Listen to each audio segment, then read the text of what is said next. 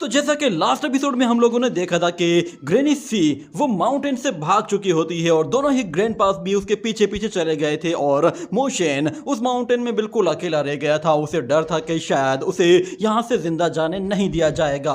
मगर लॉर्ड रूलाई वो crown Prince के साथ मीटिंग कर रहा होता है और वो क्राउन प्रिंस को कह देता है कि मेरे माउंटेन में अगर कोई मुझसे हेल्प मांगने के लिए आया है तो मैं उसे बिल्कुल भी नहीं मारूंगा।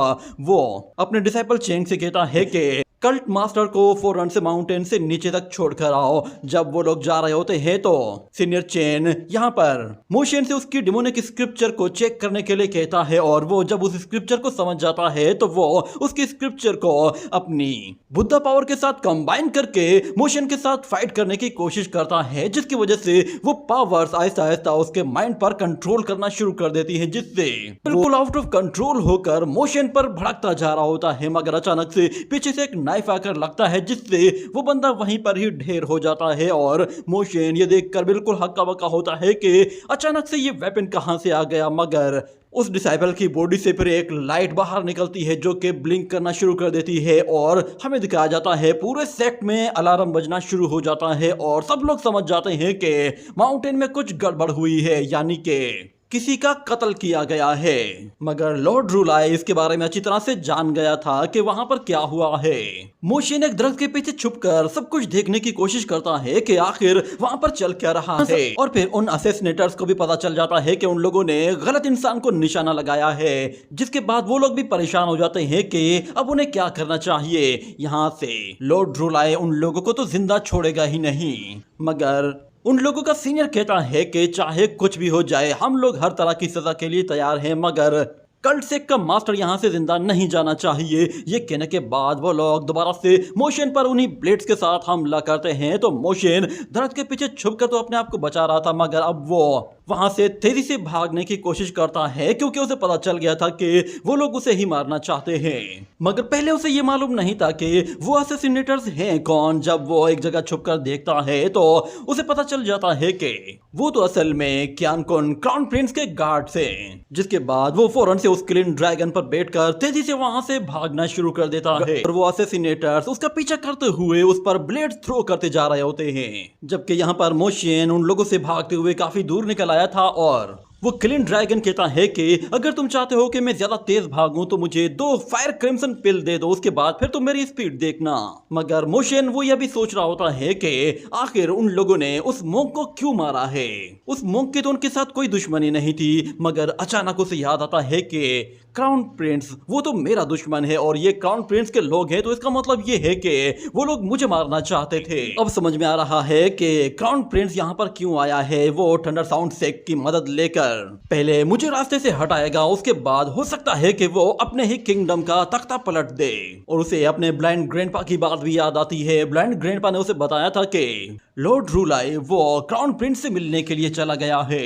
अब मोशन को ये बात यकीन के साथ पता चल जाती है कि क्राउन प्रिंस और लॉर्ड रूलाई दोनों ही एक दूसरे के साथ कोलैबोरेशन करने वाले हैं। हो सकता है कि वो लोग मेरे अगेंस्ट कोई एक्शन लें या फिर यानकांग किंगडम के अगेंस्ट। वो लोग कंटिन्यूसली मोशन के ऊपर अपने नाइफ थ्रो किए जा रहे होते हैं, जबकि मोशन उनसे बाल बाल बचते हुए कहता है कि लुवोपेंग सिटी वो तो इस टेरिटरी से बहुत ही ज्यादा दूर है, मेरे ख्याल से इस डायरेक्शन की तरफ जाना बिल्कुल सही रहेगा। जबकि यानकांग किंगडम के वो लोग देखते हैं कि बहुत सारे मॉन्क्स उनकी तरफ आ रहे हैं, जिसका मतलब ये है कि अगर उन लोगों ने सच्चाई का पता लगा लिया तो यानकांग किंगडम के सारे असैसिनेटर्स यहाँ पर मारे जाएंगे। इसीलिए वो सबको कहता है कि हमें यहाँ से निकलना होगा, कहीं ऐसा ना हो कि वो लोग हम तक पहुंच जाएं और उन्हें पता चल जाए कि ये सब कुछ हमने किया है। ये कहकर वो सब लोग वहां से चले जाते हैं। जिसके बाद जब वहां पर वो मॉन्क्स आते हैं और उनके साथ उनके मास्टर भी आते हैं तो वो लोग सीनियर चेन की बॉडी को देखते हैं। उन्हें पता चलता है कि सीनियर चेन के गले पर वार किया गया है और ये बहुत ही बेदर्दी से मारा गया है। उन लोगों को ये बात भी पता चल जाती है कि सीनियर चेन ने यहाँ पर डीमन कल्ट सेक के मास्टर के साथ फाइट की है, मगर उसकी डेथ उस फाइट की वजह से नहीं हुई है, बल्कि उसकी डेथ एक ब्लेड की वजह से हुई है। ये अजीब सा दिखने वाला ब्लेड जरूर यानकांग किंगडम के लोग यूज करते हैं। उन लोगों को ये बात अब कंफर्म हो जाती है कि इस लड़के को यानकांग किंगडम के लोगों ने ही मारा है। मगर वहां पे खड़ा हुआ उसका एक और सीनियर भी मौजूद होता है और वो कहता है कि ये लड़का हमारे थंडर साउंड सेक का फ्यूचर था, मगर हमारे थंडर साउंड सेक का फ्यूचर वो और भी ज्यादा सिक्योर हो सकता है अगर हम लोग क्राउन प्रिंस को इस सारे मैटर से बाहर निकाल दें और सारा का सारा इल्जाम मोशन के ऊपर डाल दें, क्योंकि वो डेमोनिक कल्ट सेक का मास्टर है और हमारा दुश्मन भी है। तो इसलिए हमें अपने थंडर साउंड सेक की भलाई के बारे में सोचना चाहिए। इस वक्त पूरी की पूरी दुनिया ही इंपरर यानकांग के खिलाफ हो चुकी है। इंपरर यानफेंग ने जो जो काम किए हैं उसकी वजह से हेवन भी उसके अगेंस्ट हो चुकी है। इसलिए अब वक्त आ गया है कि इंपरर यानफेंग के अगेंस्ट कोई एक्शन लिया जाए। उसकी ये बात सुनने के बाद वहां पे मौजूद वो जूनियर मॉन्क हैरान हो जाता है और वो कहता है कि इसका मतलब ये है कि अब हम लोगों को एक ऐसा प्लान बनाना है जो कि हमें हर तरफ से फायदा पहुंचाए। भले ही हमारे एक डिसाइपल की जान गई है, मगर ये जान जाया नहीं जाएगी। अब इससे एक बहुत बड़ा बदलाव आएगा। और जहां तक बात चेन की डेथ की है, तो वैसे भी मरने के बाद इंसान की बॉडी वो बहुत ही ज्यादा लाइट वेट हो जाती है और इस दुनिया से बाहर चली जाती है। यानी कि आज से इस लड़के को इस दुनिया की तकलीफों को बर्दाश्त नहीं करना पड़ेगा और ये हमेशा के लिए इन तकलीफों से आजाद हो गया है। जबकि उसका सीनियर कहता है, मेरी बात अच्छी तरह से याद रख लेना, अगर हम लोग लॉर्ड रूलाई को कुछ जवाब देंगे तो वो जवाब ये होगा कि इस लड़के को सिर्फ डेमोनिक कल्ट सेक के मास्टर ने मारा है और ये बात मैं खुद से जाकर उन्हें बताऊंगा, चाहे इसके लिए वो मुझे सेक्ट से ही बाहर क्यों ना निकाल दे, मगर मैं ये काम करके रहूंगा क्योंकि इसी में ही हमारे सेक्ट की भलाई है और मैं अपने सेक्ट की भलाई के लिए लॉन्ग टर्म प्लानिंग बना रहा हूँ। ये कहने के बाद वो उन लोगों को हमेशा के लिए अलविदा कह देता है और सीधा लॉर्ड रूलाई की तरफ चला जाता है। जबकि हम लोग लॉर्ड रूलाई को देखते हैं, उसे पहले से ही पता चल गया था कि उस माउंटेन में हुआ क्या है, मगर वो जानबूझकर सब कुछ अनदेखा कर रहा होता है। उसके सामने क्राउन प्रिंस बैठा हुआ था, वो चाहे तो क्राउन प्रिंस को एक ही बार में उसकी गर्दन मरोड़कर मार सकता है, मगर वो भी एक लॉन्ग टर्म प्लानिंग के साथ काम कर रहा है। मगर वो क्राउन प्रिंस के साथ बाहर आता है और एक पूरी प्लानिंग बनाकर आता है और उससे आकर कहता है कि मेरे ख्याल से अब आपको जल्द से अपने कैपिटल पहुंच जाना चाहिए, क्योंकि कहीं ऐसा ना हो कि फादर को कोई मार दे और उसके बाद पूरी दुनिया परेशान हो जाए, क्योंकि उस वक्त यानकांग किंगडम का कोई भी रूलर नहीं बचेगा और आपके जितने भी क्राउन प्रिंस हैं वो सारे के सारे फौरन से किंग बनने की कोशिश करेंगे। ये सुनकर क्राउन प्रिंस कहता है, लॉर्ड रूलाई वाकई में ये सच कह रहे हैं, अगर ऐसा होता है तो बाकी सारे क्राउन प्रिंस किंग बनना चाहेंगे। मगर हम लोग उसी मॉन्क को देखते हैं, वो फौरन लॉर्ड रूलाई के पास आकर कहता है कि डेमोनिक कल्ट सेक का मास्टर वो बहुत ही ज्यादा रूथलेस और बेशर्म निकला। आपने सीनियर चेन को उसे माउंटेन से नीचे ले जाने के लिए कहा था, मगर माउंटेन से नीचे जाते ही उसने हमारे डिसाइपल को जान से मार दिया। और क्राउन प्रिंस गुस्से में भड़कते हुए कहता है, उस डीमन की इतनी हिम्मत, वो थंडर साउंड सेक में ऐसी हरकतें कर रहा है, मेरे ख्याल से आपको उसे जिंदा नहीं छोड़ना चाहिए। मगर लॉर्ड रूलाई वो बिल्कुल शांत रहता है और अपने उस डिसाइपल की तरफ देखता है। लॉर्ड रूलाई को ऐसे ही लॉर्ड रूलाई नहीं कहा जाता जो कि किसी की भी बात पर भड़क जाए। वो एक लॉन्ग टर्म प्लानिंग करके बैठा हुआ है और वो अपने हिसाब से काम करता है। यहाँ पर वो अपने डिसाइपल की झूठी कहानी को ऐसे चुटकियों में पहचान जाता है और कहता है कि मुझे ये बताओ कि आखिर तुम्हें इस माउंटेन में कितना टाइम हो चुका है, मुझे लगता है तुम काफी लंबे टाइम से यहाँ पर हो। तो वो सीनियर मॉन्क बताता है कि वो पिछले 209 साल से यहाँ पर मौजूद है। तो लॉर्ड रूलाई उससे कहता है कि जाओ, ये मैटर मैंने तुम्हारे हवाले कर दिया है, जाकर डीमन कल्ट सेक के मास्टर के साथ अपना बदला लो, उसके बाद ही तुम अपने सेक्ट में वापस आना। फिलहाल मैं तुम्हें अपने सेक्ट से बाहर निकाल रहा हूँ, मैंने तुम्हें परमिशन दे दी है, अब तुम अपना सेक्ट छोड़ सकते हो। ये सुनकर उस एल्डर को भी झटका सा लगता है और वो वहां से वापस जाते हुए कहता है कि धत तेरे की, शायद मैं जो चाहता हूँ वो मैं अपनी पूरी लाइफ में कभी नहीं कर पाऊंगा। लॉर्ड रूलाई को मेरे बारे में पहले से ही पता चल गया है कि मैं झूठ बोल रहा हूँ, इसीलिए उन्होंने मुझे सेक्ट से भी निकाल दिया है। पर लगता है कि शायद उन्होंने पहले से ही कुछ डिसाइड कर लिया है। शायद उन्होंने जो प्लानिंग बनाई है वो प्लानिंग मुझसे भी ज्यादा बेहतर हो सकती है। यहाँ पर लॉर्ड रुलाई वो यंग प्रिंस से कहता है कि तुम्हें उस मास्टर के लिए परेशान होने की कोई जरूरत नहीं।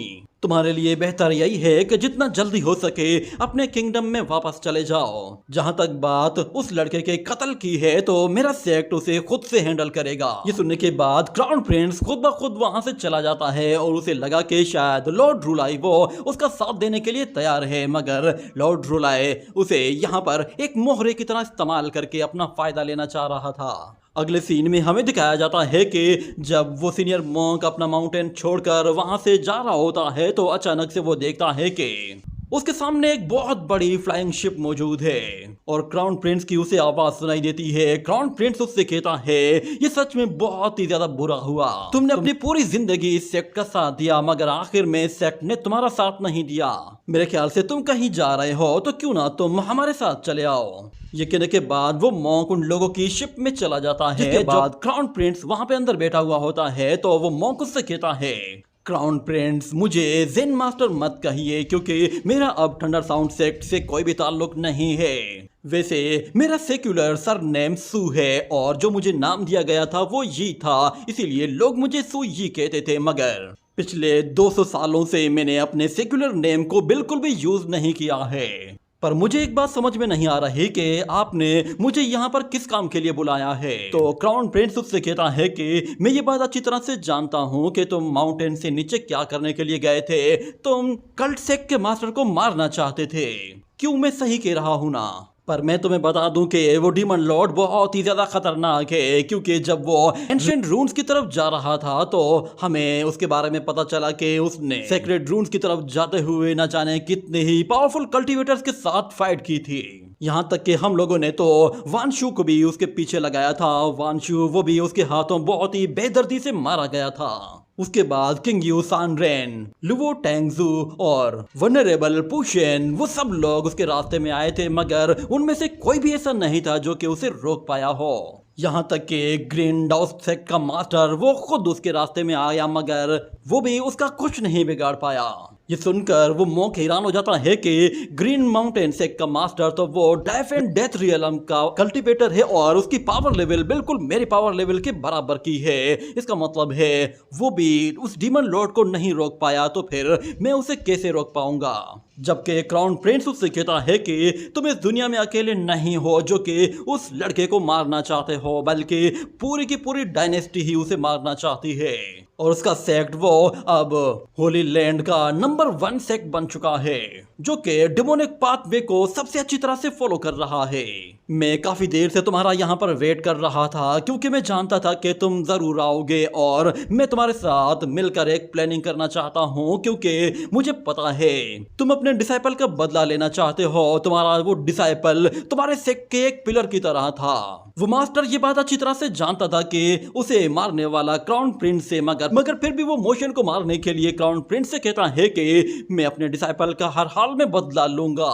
जिस पर क्राउन प्रिंस उससे कहता है मैं चाहता हूं कि तुम मेरे साथ एक लॉन्ग टर्म प्लानिंग बनाओ। मुझे अभी उस हेवनली कल्ट सेक्ट के मास्टर का सिर तो नहीं चाहिए मगर हम लोग जो काम करने वाले हैं उससे हम उसे मौत से भी ज्यादा बुरी सजा देंगे क्योंकि हम लोगों ने सिर्फ उस डीमन लॉर्ड को नहीं मारना बल्कि हमने उसके सेक्ट को पूरी तरह से जड़ से ही उखाड़ फेंकना है ताकि उसके बाद दोबारा कोई भी डीमन लॉर्ड इस दुनिया में ना आए। और क्राउन प्रिंस उसे आगे की प्लानिंग समझाते हुए कहता है कि जब मैं अपने थ्रोन में असेंड हो जाऊंगा तो मैं तुम्हें अपने कैपिटल के अंदर अपना एक टेंपल बनाने की इजाजत दूंगा जिसके तुम खुद रुलाई बनोगे और तुम खुद जब लॉर्ड रुलाई बन जाओगे तो तुम अपनी करंट नॉलेज और विजन के हिसाब से लॉर्ड रुलाई के बनाए हुए जितने भी रूल्स हैं उन सबको मॉडिफाई करोगे।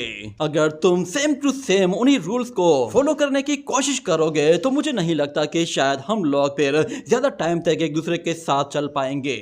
अगले सीन में हमें उसी लड़के को दिखाया जाता है जिसने मोशन के साथ फाइट की थी। वो यंग मॉन्क यहाँ पे कल्टीवेशन करने की कोशिश कर रहा था मगर उसे काफी ज्यादा परेशानी हो रही थी क्योंकि वो बार बार मोशन के बारे में सोच रहा था। मोशन ने उससे कहा था कि तुम्हें वाकई में अपनी मिस्टेक्स को और अपनी कल्टीवेशन में मौजूद जो फ्लॉज हैं उन्हें ढूंढना है, तो फिर अपने सेक्ट में रहकर तुम ये कभी भी इंप्रूव नहीं कर पाओगे। इसके लिए तुम्हें बाहर की दुनिया में जाना ही होगा, तब जाकर तुम्हें समझ में आएगा कि तुम क्या कुछ मिस कर रहे हो। ये बातें उसे इतना परेशान कर देती हैं कि वो लड़का आखिरकार डिसीजन ले ही लेता है और अपने माउंटेन को छोड़कर वहां से जाने के लिए अपना बोरिया बिस्तरा बांध लेता है, जबकि उसका मास्टर वो उसे जाने नहीं देना चाहता था, मगर फिर भी वो अपने मास्टर को अलविदा कहता है। जिसके बाद मास्टर कहता है कि तो फाइनली तुमने जाने का डिसाइड कर ही लिया है, तो फिर मैं तुम्हें रोकूंगा नहीं, मगर मैं तुम्हें इतना बता दूं कि ये माउंटेन तुम्हारा है और जब भी तुम यहाँ वापस आओगे तो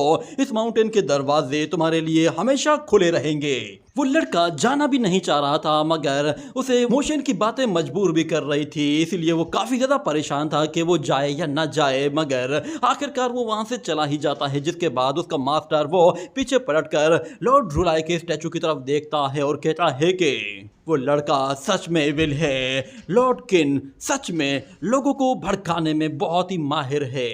मगर यहाँ पे सीन शिफ्ट हो जाता है और अगले सीन में हमें यानकांग किंगडम का सीन दिखाया जाता है, जहां पर हर जगह बर्फ ही बर्फ जमी हुई होती है और वो यंग मॉन्क अपने हाथ में एक स्क्रिप्चर लिए हुए अब उस जगह ट्रेवल करने निकल पड़ा था। मगर वो देखता है कि वहां की सिचुएशन काफी ज्यादा खराब है, वहां के लोग तो ठंड से ही मरने लगे हैं और उनके बीच भूखमरी तो इतनी ज्यादा हो गई है कि वो लोग अपने ही मरे हुए लोगों को खा रहे हैं। हर जगह डेड बॉडीज पड़ी हैं, कुछ डेड बॉडीज को तो जानवर खाते हैं और कुछ डेड बॉडीज ऐसे ही लवारिस एक जगह पड़ी पड़ी बर्फ में जम रही होती हैं। वो देखता है कि लोग खाने के लिए कितने परेशान हैं। अचानक से एक लेडी उसके सामने आकर उसे रोकती है और कहती है कि क्या तुम्हारे पास कोई बच्चा है?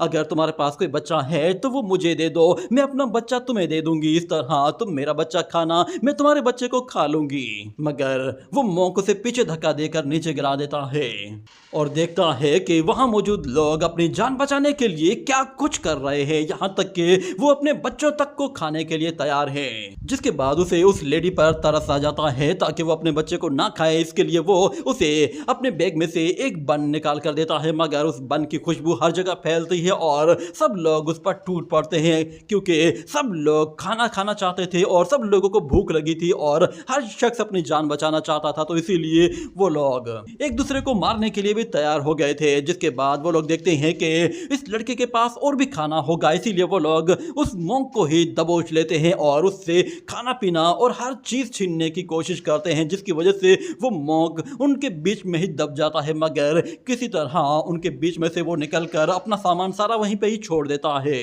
और देखता है कि खाने की लालच में लोग क्या कुछ कर रहे हैं, क्योंकि इस सिचुएशन में सबसे ज्यादा कीमती चीज अगर कोई है तो वो सिर्फ खाना है।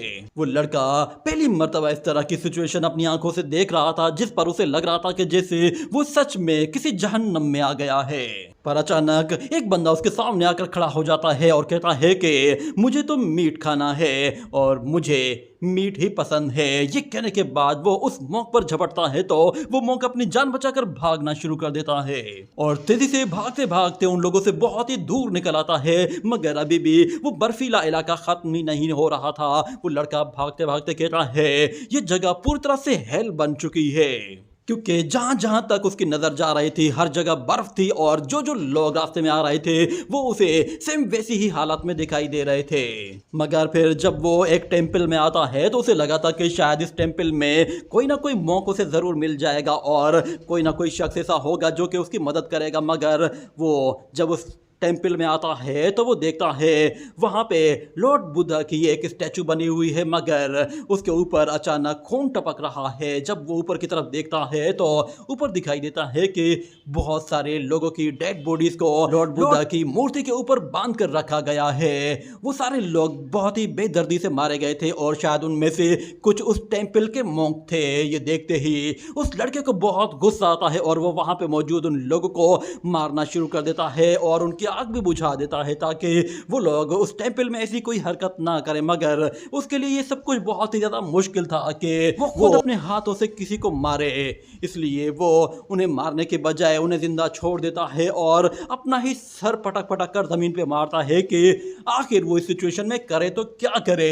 क्योंकि वो ना किसी को मार सकता है ना ही उस टेंपल को इस हाल में देख सकता है। मगर वो फाइनली एक डिसीजन लेता है और लॉर्ड ड्रूलाई की स्टैचू को ही एक जोरदार पंच दे मारता है, जिससे वो स्टैचू जोर से जमीन पे गिरता है तो उसके टुकड़े टुकड़े हो जाते हैं। उसने ऐसा सिर्फ इसलिए किया था क्योंकि उस स्टैचू की वैल्यू इंसान से ज्यादा नहीं थी, इसलिए वो इंसानों को मारने के बजाय उस टेंपल को ही खत्म कर देता है। पर वहां पे मौजूद जो लोग होते हैं वो उसे इस हाल में देखते हैं कि वो बिल्कुल बेबस है, तो फौरन से उस पर हमला करके उसके ऊपर चढ़ दौड़ते हैं और उसकी बॉडी को नोच नोच कर उसे खाने की कोशिश करते हैं, जिसकी वजह से वो मॉन्क बिल्कुल बेहाल हो चुका होता है और ऐसा लग रहा था कि जैसे वो मेंटली एक सदमे में चला गया है। और लॉर्ड ड्रूलाई के बारे में कहता है कि मास्टर, आप तो माउंटेन में मौजूद हैं, आपको तो पता भी नहीं होगा कि इस दुनिया में क्या चल रहा है। उसने अपने आप को बिल्कुल बेबस करके छोड़ दिया था ताकि अब उसके साथ जो भी होता है हो जाए, क्योंकि अब जब सारे इंसान ही मर रहे हैं तो वो जिंदा रहकर क्या करेगा। मगर अचानक से वहां पर सोल्जर्स आना शुरू होते हैं और वो लोग दरवाजा खोलकर उस मॉन्क के ऊपर मौजूद उन वॉरियर्स को हटा देते हैं और कहते हैं कि तुम लोगों में से जो भी इसके ऊपर आएगा उसे फौरन से अरेस्ट करके मारा जाएगा। इसीलिए सब लोग दूर हट जाते हैं और वो लोग देखते हैं कि वो मॉन्क अभी भी जिंदा है, इसीलिए वो लोग उसे रेस्क्यू करने के लिए फौरन से उसे गर्म सूप पिलाते हैं ताकि उसकी बॉडी को थोड़ी सी हीट अप मिले। जब उसकी बॉडी थोड़ी सी वार्म हो जाती है और वो होश में आ जाता है तो वो सोल्जर अपने जनरल को बताता है कि फाइनली ये बंदा उठ गया है। तो जनरल जब वो उस मॉन्क को देखता है तो वो कहता है कि तुम्हारा ये हाल कैसे हो गया, तुम्हें देखकर तो ऐसा लग रहा है कि जैसे तुम एक कल्टीवेटर हो और तुम्हारी बॉडी वो फाइट करने के लिए ही बनी है, तो फिर तुम इन मामूली से लोगों के हाथों कैसे इस हाल में आ गए। तो वो मॉन्क कहता है कि मेरी बॉडी में बहुत सारी वीकनेसेस हैं, मैंने अपनी बॉडी को अच्छी तरह से कल्टीवेट नहीं किया है। जिस पर वो जनरल उससे कहता है भले ही तुम्हारी बॉडी में बहुत सारी वीकनेसेस हैं, मगर ये वीकनेसेस इन लोगों को तो नहीं मालूम, तो फिर तुम इनके आगे इस तरह सरेंडर कैसे कर सकते हो।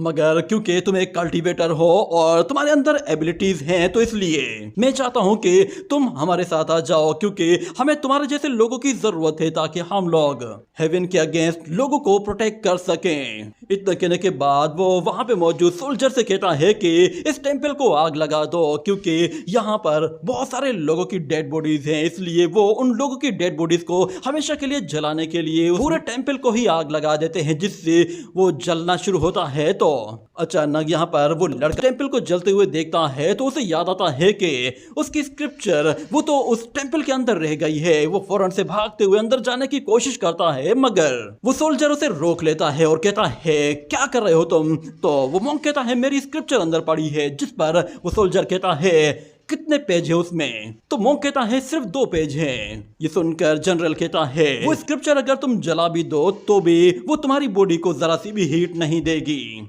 इसलिए उसके लिए बिला वजह परेशान मत हो। मगर वो स्क्रिप्चर उस मॉन्क के लिए बहुत ही ज्यादा इंपॉर्टेंट थी, क्योंकि उसके अंदर जो उसके मास्टर्स ने उसे लेसन दिया था वो उसे हमेशा याद रखना था। मगर फिर अचानक उसके दिमाग में ख्याल आता है कि इस वक्त पूरी दुनिया एक बहुत बड़ी तबाही से गुजर रही है और मैं सिर्फ इस स्क्रिप्चर के बारे में सोच रहा हूँ। क्या मैं पागल हो गया हूँ? ये स्क्रिप्चर आखिर किस काम की अगर इस दुनिया में लोग ही नहीं बचेंगे। जिसके बाद वो जनरल उससे कहता है तुम्हें स्क्रिप्चर्स चाहिए, मैं तुम्हें एक बास्केट भर के स्क्रिप्चर दूंगा, तुम जो भी पढ़ना चाहो पढ़ लेना, और अगर तुम हमारी मदद करते हो और हमारे कैपिटल में आते हो तो मैं तुम्हें पूरी की पूरी लाइब्रेरी दे दूंगा, तुम अपनी मर्जी से जो बुक उठा के पढ़ना चाहो तो पढ़ लेना। ये सुनने के बाद अब उस मॉन्क को थोड़ी सी बात समझ में आने लगती है कि यहाँ पर क्या चीज इंपॉर्टेंट है, और वो लॉर्ड ड्रूलाई के बारे में कहता है शायद लॉर्ड ड्रूलाई वो इस सारी सिचुएशन के बारे में नहीं जानते कि यहाँ पे क्या चल रहा है, मगर वो अगर इस सब को इग्नोर कर रहे हैं तो मैं इग्नोर नहीं करूंगा, क्योंकि मोशन ने बिल्कुल सही कहा था, मुझे इस दुनिया को अपनी आंखों से देखना ही होगा। अब चाहे कुछ भी हो जाए मुझे उस स्क्रिप्चर की जरूरत नहीं, मैं खुद ही लॉर्ड ड्रूलाई बनूंगा और खुद अपनी स्क्रिप्चर बनाऊंगा। जबकि हमें फिर अगले सीन में दोबारा से लॉर्ड रोलाय को दिखाया जाता है, जो कि एक माउंटेन के ऊपर खड़ा हुआ होता है और वो कहता है कि एम्परर यानफेंग के गुनाहों की वजह से इस पूरी दुनिया में ही अब ये डिजास्टर फैलने लगा है। हेवन का गुस्सा कभी भी कम नहीं होगा और ये डिजास्टर और भी ज्यादा बढ़ता जाएगा। इतने में हम लोग उन क्लाउड्स के ऊपर देखते हैं एक बहुत बड़ी बोतल होती है और एक हैंड होता है। वो हाथ असल में एक हेवन गॉडेस का होता है और वो उस बोतल के जरिए लोअर रियल में बहुत ज्यादा आइस एनर्जी ट्रांसफर कर रही होती है, जिससे हर जगह क्लाउड्स फैले थे। इसी के साथ ये एपिसोड यहीं पे ही एंड हो जाता है।